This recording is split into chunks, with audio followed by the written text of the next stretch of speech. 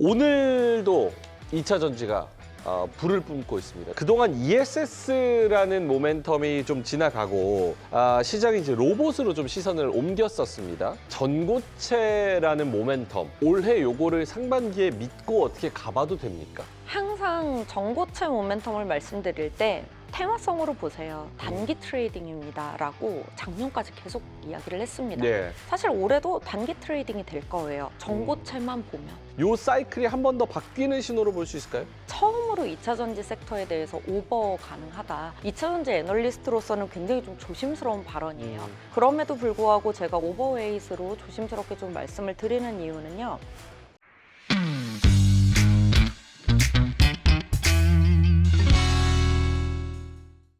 네, 지구 위의 모든 돈 되는 이야기 글로벌 투자 생활 명민준입니다. 이 캐즘이라는 거대한 벽에 부딪혀서 아직도 소갈이하고 있는 2차 전지 투자자분들 정말 많으실 텐데요. 최근에 이 배터리판을 다시 흔드는 새로운 변수가 하나 떴습니다. 전기차가 아니라 휴머노이드 로봇인데요. 테슬라부터 현대차까지 빅테크들이 휴머노이드를 세상에 내놓기 위해서 가장 먼저 확보하려고 전쟁을 벌이는 핵심 기술, 바로 더 작고 더 안전하며 더 강력한 휴머노이드의 심장, 배터리입니다. 오늘의 글투템 2차 전지 부활 신호탄 로봇과 전고체 배터리 지금부터 제대로 뜯어보도록 하겠습니다.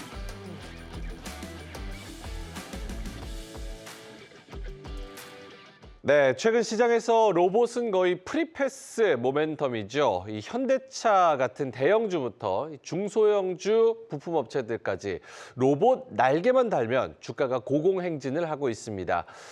그리고 이제 그 날개가 2차 전지까지 번졌는데요.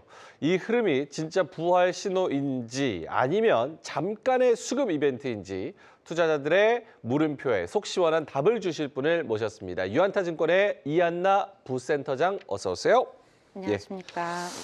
오늘도 2차 전지가 불을 뿜고 있습니다. 녹화일 기준으로 오늘 월요일인데 아까 보니까 에코프로 그룹주가 막 20%까지도 가고 또 포스코 퓨처엠이나 다른 종목들도 크게 또 가는 모습인데 오늘의 이런 흐름은 어떻게 보고 계신지?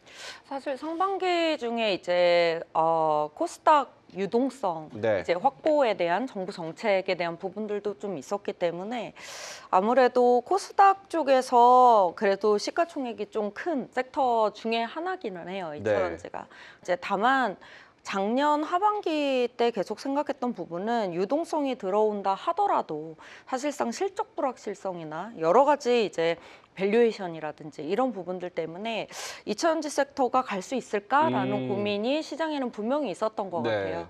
근데 이제 그럼에도 불구하고 사실상 그렇게 주가가 올라오지 못했었다 보니까 지금 현재로서는 시장의 대부분 불확실성이 많이 녹아져 있는 상황에서 다시 한번 유동성 이슈가 좀 생기다 보니까 2차 전지도 이제 시가총액이 큰 섹터이기 때문에 같이 좀 움직이는 게 아닌가 이렇게 보고 있습니다. 아니 뭐 유동성을 말씀을 하셨으니까 말이 나온 김에 한번 여쭤볼게요. 그 정부가 이제 코스닥 활성화 정책 요거에 대한 기대감이 좀 있잖아요.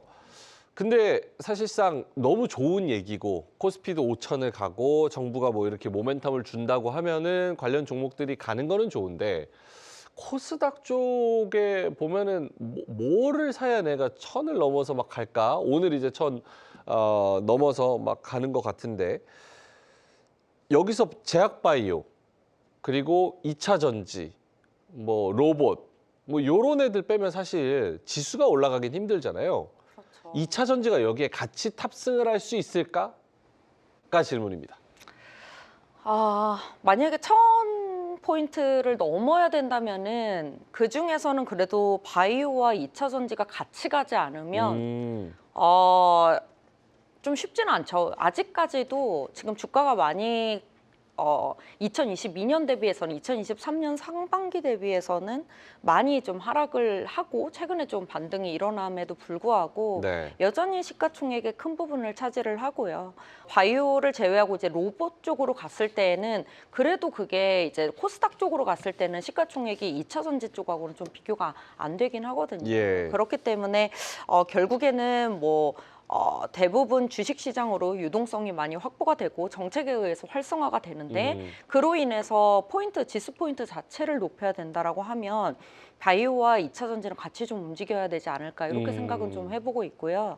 특히나 이제 기술력 측면에서 우리나라 정부에서 몇 가지 어쨌든 기술 경쟁력을 키우고 산업 경쟁력을 키워야 되는 측면에서 네. 여전히 그래도 글로벌 선두에 있는 산업 중에 하나예요. 그렇기 때문에 그 여러 가지로 합쳐서 봤을 때에는 사실 밸류에이션 여전히 높거든요. 네. 실적 불확실성 시장에 녹아져 있다고는 하지만 올해 연간으로 쉽지만은 않을 겁니다. 이제 그럼에도 불구하고 그 지수 포인트 자체로만 생각을 한다면 가야 되긴 한다 이렇게 생각은 하고 있습니다. 그러니까 지수 포인트를 끌어올리는 것에 대한 어느 지향점이 있고 그리고 산업 경쟁력을 키운다라는 국가적인 그런 목표로 봤을 때 2차 전지를 빼놓고 가기는 어려울 것이다. 네, 맞습니다. 알겠습니다.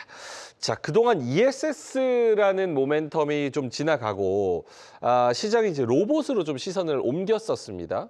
2차 전지 ETF가 다시 이제 수익률 상위권에 이름을 올리고 있는 그런 상황인데 요 사이클이 한 번 더 바뀌는 신호로 볼 수 있을까요?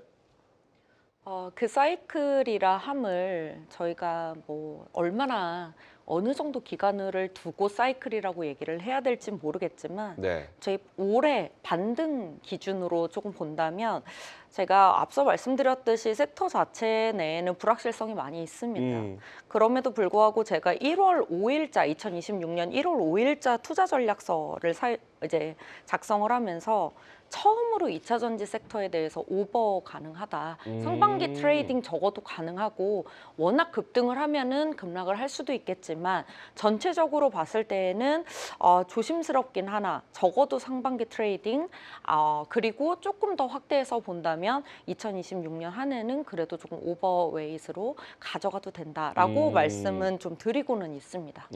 그 근본적인 이유는 뭐예요? 뭐가 바뀌어서 그렇게 좀 더 자신감 있게 얘기할 수 있을까?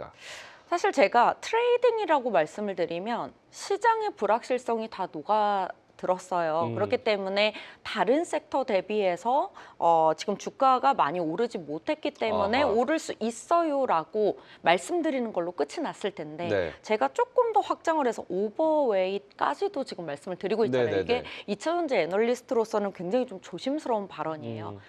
말씀드렸듯이 고밸류의 불확실성 네. 굉장히 많고 전기차 시장 올해는 거의 미국에서는 가동률 제로 가까이로 지금 보고 있어요. 30% 이하로 보고 있고요. 네. 유럽 쪽 EV 같은 경우에도 내연기관차 완화에 대한 정책 때문에 사실은 뭐 전기차 쪽에 대한 크로스가 생각보다 많지 않은 해입니다. 그럼에도 불구하고 제가 오버웨이트로 조심스럽게 좀 말씀을 드리는 이유는요.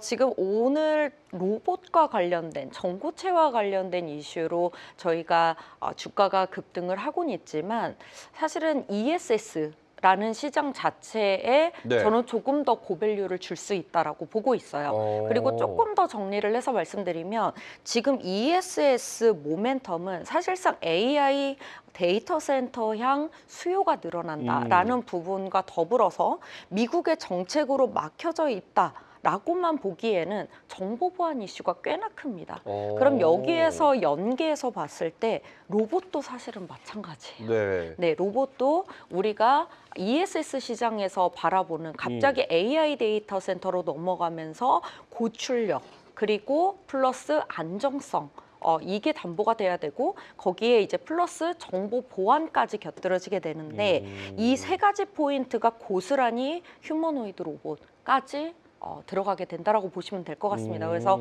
제가 생각했을 때 뭐 사실 EV 쪽은 메인 시장이고 굉장히 규모가 큰 시장인데 이 부분이 축소가 되면서 네. ESS를 가지고 너무 얘기를 하는 거 아니냐. 이게 일시적인 상쇄 효과 정도밖에 되지 않겠느냐. 상쇄도 안 될 수도 있다라는 불확실성이 있음에도 불구하고 이 흐름 자체는 굉장히 산업적으로 큰 흐름이고 이전에 우리가 바라봤던 에너지 저장 장치와는 완전히 다른 흐름이다라고 보고 있어요. 그래서 정책적으로도 이제 계속 중국 제재 정책은 갈 수밖에 없고 있고 여기에 고출력의 안정성으로 가게 된다면은 기존의 LFP만 장착했던 ESS에서 서버렉에 들어가는 고밀도 배터리까지 확장이 되는 거거든요. 그 주제를 휴머노이드 로봇에 그대로 대입을 시킨다면 네. 적어도 2030년까지 계속 그로스를 가져올 수 있는 이걸 테마라고 해야 될지 모르겠지만 산업을 좀 다시 한번 EV 다음으로 가져온 게 아닌가 이렇게 좀 생각을 해보고 있습니다. 네, ESS 쪽으로 집중을 해서 성능, 보안,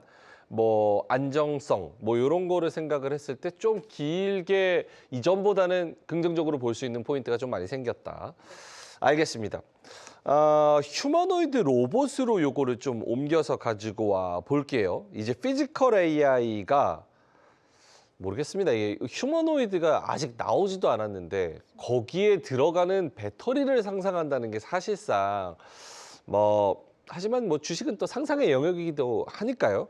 이 피지컬 AI가 배터리 업계에 주는 그런 영향력, 먹거리의 규모, 이게 어느 정도 될 거라고 예상할 수 있을까요?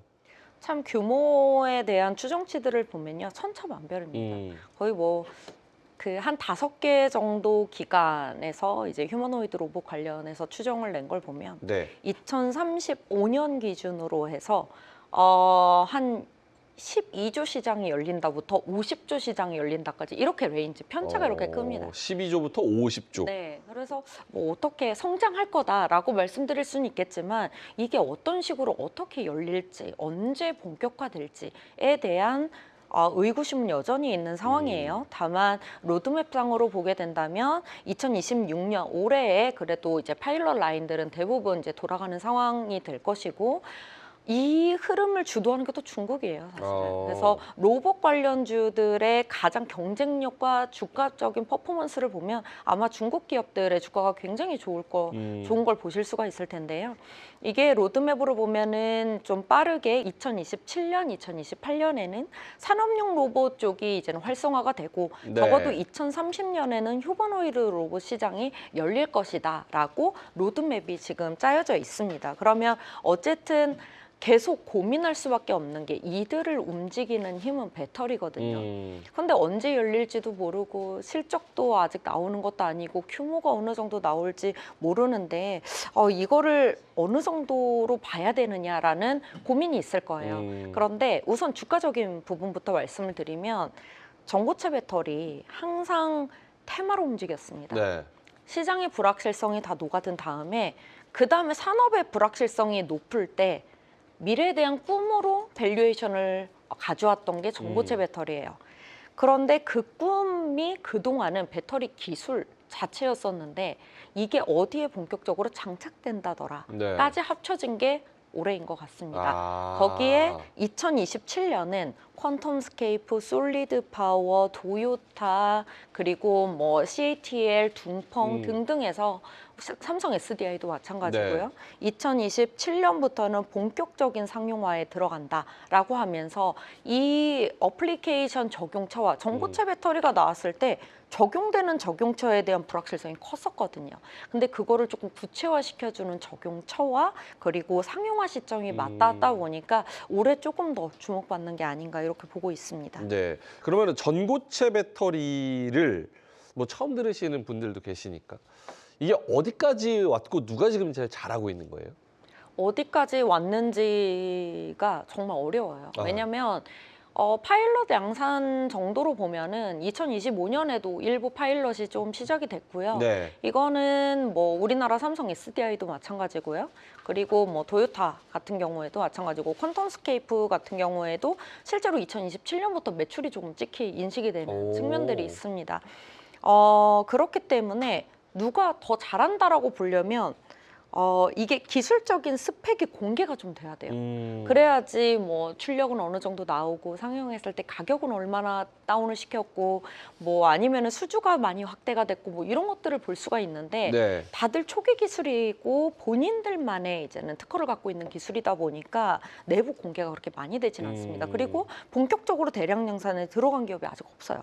대량 양산에 들어가겠다라고 한 기업들이 전부 다 2027년을 얘기하고 있습니다. 아하. 그렇기 때문에 누가 더 잘한다라고 말하긴 좀 어렵고요. 본격적으로 기술력을 가진 기업들이 양산이 2027년부터 본격화가 된다. 조금 빠른 기업들은 2026년 9월, 10월부터 시작이 된다 정도로 같은 선상에서 보시면 좋을 것 같습니다. 제가 작년에 이거를 듣고 업데이트가 잘 안 돼가지고 원래는 SDI가 이거를 좀 파격적으로 빨리 내놓는다라고 얘기를 했고 나머지 기업들은 조금 뒤쳐져 있는 걸로 제가 알고 있었거든요. 그 흐름이 계속 유지됐나요?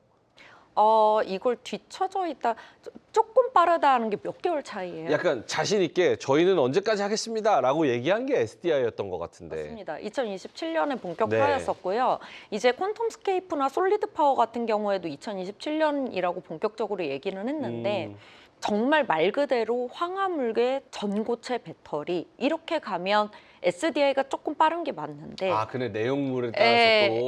그런데 이제 뭐 퀀텀스케이프나 솔리드 파워나 뭐 일부 중국 기업들이 내놓는다는 이제 전고체 배터리는 네. 막상 열어보면 완벽한 전고체는 아니더라. 아하. 반고체에 좀 가깝더라. 네. 왜냐하면 그 안에 들어가는 전해질 자체가 완벽한 황화물계 전해질이 아니고 요것이 이제는 약간 폴리머 쪽이랑 좀 섞이다 보니까 네네. 완전한 전고체는 SDI가 먼저다.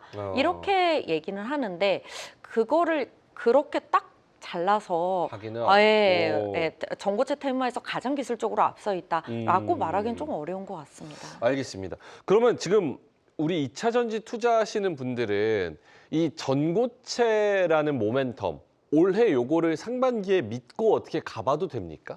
저는 항상 전고체 모멘텀을 말씀드릴 때 테마성으로 보세요. 단기 트레이딩입니다라고 작년까지 계속 이야기를 했습니다. 네. 사실 올해도 단기 트레이딩이 될 거예요. 전고체만 보면. 네. 저는 그렇게 보고 있지만 앞서 말씀드렸듯이 이 ESS와 휴머노이드까지 연결되는 이 어플리케이션 쪽을 봤을 때 ESS가 적용되는 곳에 우리나라 기업들이 계속적으로 주목받을 수밖에 없는 스펙의 AI 데이터 센터가 있거든요. 네. AI 데이터 센터라는 거에 어쨌든 중심은 AI예요. 휴머노이드 로봇도 AI예요. 그 AI로 갔을 때에는 LFP가 감당할 수 없는 그 고출력의 개념이 있습니다. 그러니까 용량 자체로만 보면 LFP가 충분히 가능한데 네. 이게 작은 곳에 임팩트 있게 고출력을 감당할 수 있게 그러면서도 안정성 있게 갈 수 있는 기술은 아직 LFP가 도달하지 못한 시장이에요. 예. 그렇기 때문에 여기에서 계속 고민하는 게 지금 우리나라 기업들이 잘하고 있는 하이니켈 요 배터리가 들어갔을 경우에는 안정성 자체는 높진 않잖아요. 그렇다 보니까 전고체에 대한 그림을 자꾸 그리고 있어 산업계에서. 네. 그래서 이게 본격적으로 적용된다라고 말하기는 어렵겠지만 우리가 하이니켈부터 전고체까지 이거는 휴머노이드 로봇뿐만이 아니고 말 그대로 데이터 센터 안에 들어가는 서버 렉 안에 굉장히 작은 곳에 들어가는 고밀도 그리고 정보 보안이 있는 그런 곳에는 우리나라 기업들의 하이니켈부터 전고체까지 네. 전체적으로 가능성을 열어놓을 수 있다는 측면에서 말 그대로 수요처 없는 테마로 보세요라고 말하기에는 조금 더 좋은 시장을 AI라는 곳이 열어줬다라고 저는 좀 생각을 하고 있습니다. 그러면 전기차에서 ESS에다가 휴머노이드까지 이렇게 스토리가 쭉 이어져 오는데 이 플로어에서 잘 맞는 거는 전고체 배터리가 그래도 좀 설득력이 있다. 네, 볼 수 있는 시점이 됐다라고 보고는 볼 수 있습니다. 있는 시점이 됐다. 알겠습니다. 최근에 중국의 이제 지리자동차가 2026년 전고체 배터리 차량 탑재 시험에 돌입한다. 그러니까 올해죠. 중국의 이제 전고체 배터리 개발 속도, 상용화 시기, 요거 어떻게 보시는지도 궁금하고요. 그리고 뭐 투자의 관점에서 보면은 지금 뭐 전고체 이야기를 쭉 해주셨는데 뭐 해외 기업들하고 경쟁을 또 하니까 그 해외 기업들에 투자를 한다면 좀 눈여겨볼 좀 기술 기업들이 있을지 궁금합니다. 전고체 배터리 중국 쪽의 로드맵 자체는 제일 빠릅니다. 2026년 9월에 지금 둥펑자동차 중심으로 해서는 EV 쪽 대량 양산에 들어가겠다라고 얘기를 한 상황이고요. 네. 그리고 사실은 중국 기업들 중에서 이제 CATL, 우리가 잘 알고 있는 CATL은 전고체 배터리와 나트륨이온 배터리를 가지고 2028년까지 이제 중국 내 AI 데이터 센터를 이제는 설립을 하는 데 있어서 디벨로퍼들하고 같이 설계를 해서 이 두 가지 배터리를 동시에 적용하는 네. 이런 로드맵까지 사실 갖고 있는 상황이다라고 보시면 될 것 같아요. 다른 전고체 배터리에서 다른 해외 기업 어디가 있을까요? 라고 얘기를 했을 때 딱히 말씀드리기는 애매한 것 같아요. 어차피 같은 선상이라고 네. 말씀드렸잖아요. 그래서 다른 해외 기업들 못지않게 지금 SDI도 동시에 그렇게 좀 볼 수 있을 것 같고요. 안정성 있게 소재를 가져가야 되겠다라고 한다면 황화리튬까지는 아니지만 그래도 지금 탄산리튬 얘기 나오면서 황화리튬까지 어느 정도 같이 하고 있는 기업이 TNT 리튬, 이제 강펑 리튬 이런 네. 쪽이 좀 있습니다. 그래서 오히려 중국 기업들이 그 원자재 부분을 워낙 이제 강하게 좀 갖고 있다 보니까 그런 기업들 정도로 볼 수 있을 것 같은데요. 사실 뭐 안 그러면 이제 미국의 퀀텀스케이프 이 정도가 될 것 같습니다. 근데 제 생각에는 전고체 배터리를 보시는데 굳이 해외까지 눈을 돌릴 필요는 없지 않을까 이렇게 보고는 있습니다. 네. 뭐 국내 쪽으로 좀 집중을 해보면은 이제 이수 스페셜티 케미컬 그리고 뭐 레이크 머티리얼즈 이렇게 전고체 원재료 쪽은 이제 서서히 매출의 비중이 커질 수 있다라고 좀 볼 수 있을까요? 이 역시도 계약이 뭐 예를 들어서 이들이 SDI와 무슨 계약을 맺었다. 네. 뭐 이런 얘기조차도 없어요. 어. 그러니까 들어갈 것이다예요. 그러니까 이들 역시도 뭐 예를 들어서 이수 스페셜티 케미칼은 작년에 40톤 정도였었는데 네. 올해 뭐 150톤까지 뭐 증설을 하겠다. 뭐 이런 얘기들도 하고 있는데 증설을 하는 게 계약이 체결됐기 때문에 증설을 하는 게 아니고 시장이 열릴 거니까 대비를 한다예요. 네. 그렇기 때문에 바인딩 계약도 아무것도 체결된 건 없어요. 하지만 우리가 황화리튬 대량 양산할 수 있는 기업들이 손에 꼽거든요. 그런 측면에 있어서는 전고체 배터리를 본다면 당장 2027년에 상용화될 전고체 배터리는 황화물계 전고체 배터리가 대부분입니다.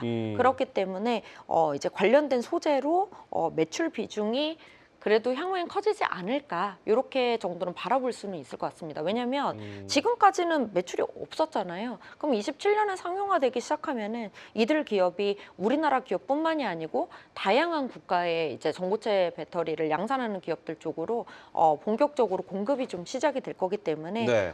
외형 성장률 자체는 높을 수 있다라고 보고 있습니다. 규모는 아직은 작죠. 예.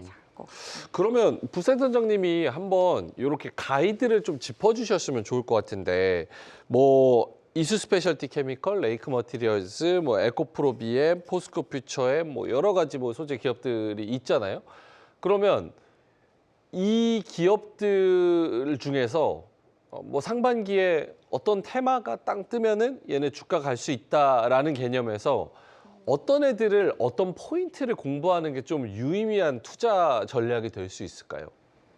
우선 만약 전고체 배터리를 본다라고 네. 하면은 주가적으로는 항상 주도주는 이수 스페셜티 케미칼입니다. 네. 이거는 뭐 직접 실적이 주가는 항상 직접 실적이 찍히는 순간에 밸류에이션이라는 잣대를 들이밀거든요. 근데 지금 실적이 본격화되지 않는 흐름이 아마도 27년까지도 갈 것 같아요. 네. 그렇게 된다면 전고체 테마성으로 봤을 때 주가 퍼포먼스가 가장 좋은 곳은 소재 기업입니다. 처음 소재에 공급이 시작이 되기 때문에 그래서 그런 측면에서 봤을 때는 이수 스페셜티 케미칼이나 뭐 레이크 머티리얼즈나 이렇게 동시에 보셔도 괜찮을 것 같고요. 다만 이 황화리튬 자체의 가격을 좀 많이 떨어뜨리면서 가져올 수 있는 기술력 자체를 가져온 것도 이수 스페셜티 케미칼이기 때문에 그래서 그동안 이제 전고체 테마에서는 항상 주도주 역할을 하지 않았나 이렇게 보고 있고요. 네. 저는 이 전고체 테마 자체로만 보면은 리스크가 있다라고 봐요. 그래서 전고체와 더불어서 저는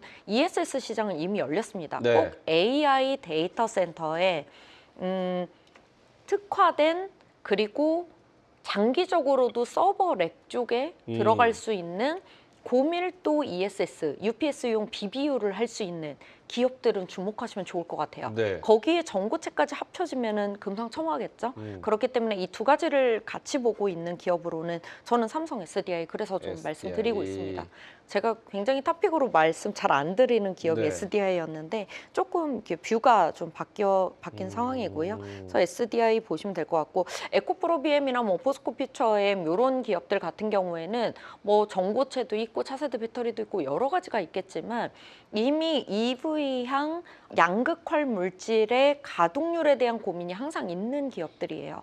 그렇기 때문에 셀 기업들이 이 주요 공급사인 셀 기업들의 가동률이 충분히 올라온 다음에 네. 그 다음에서 이 양극재 기업들을 볼 수가 있거든요. 그래서 뭐 2차 전지 전체 주가가 움직일 땐 다 같이 가는 거는 사실입니다만 제가 봤을 때 리스크를 조금 덜 지고 가겠다라고 한다면 그래도 올해는 EV가 너무 안 좋은 한 해이기 때문에 셀 위주로 조금 보시는 게 좋겠고 소재 쪽으로 본다면은 ESS 쪽에 특화된 소재 뭐 예를 들어서 냉각 시스템 소재라든지 뭐 한중 NCS 같은 네. 이런 기업들을 보시는 게 조금 더 안정적일 것 같습니다. 알겠습니다. 2차 전지 쪽도 지금은 사실은 계속해서 대형 주장세가 이어지고 있잖아요. 2차 전지도 이런 흐름이 계속해서 좀 나타납니까?